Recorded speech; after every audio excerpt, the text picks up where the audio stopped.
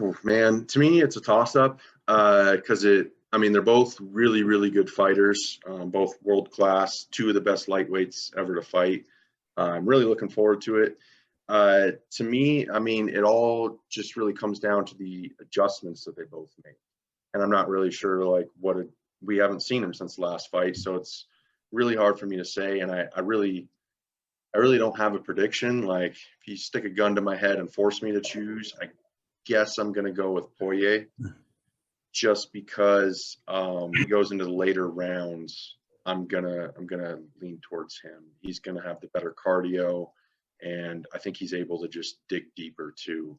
But yeah, just purely skill wise, like, it's gonna depend on a lot of things. Like, one of the big ones obviously is like how Conor is going to handle leg kicks now, calf kicks specifically. But we don't even know if Dustin's going to throw many of them. Maybe he's just banking on Conor having a plan for it and focusing a ton of time on it, and then he's not going to throw them. Like, who knows? So to me, it's a toss-up. But if you're making me choose, I'll go with Poirier because I just see more paths to victory for him than I do for Conor.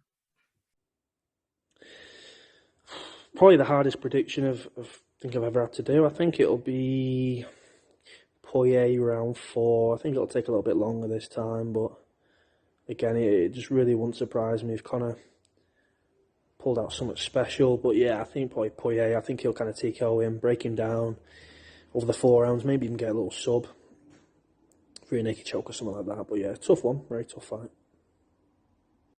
My picks for the Poirier-McGregor fight are I'm gonna go with Poirier to TKO McGregor or sub McGregor in the 4th round. But that's what my head's telling me. But in my heart, I want McGregor to come out and win by knockout in the 1st round and go off and win the belt, and then go up and challenge for the welterweight strap. That would be the dream, but Poirier's just too good. Tough fight, Matt. So I think Conor McGregor, and like everyone's saying, lost his last fight just because he doesn't have the same dog in him. I definitely could agree with that in a way, just because Conor McGregor, he's all the way at the top, or he's already made it. He's one of the highest paid athletes in the world, definitely the highest paid MMA fighter ever.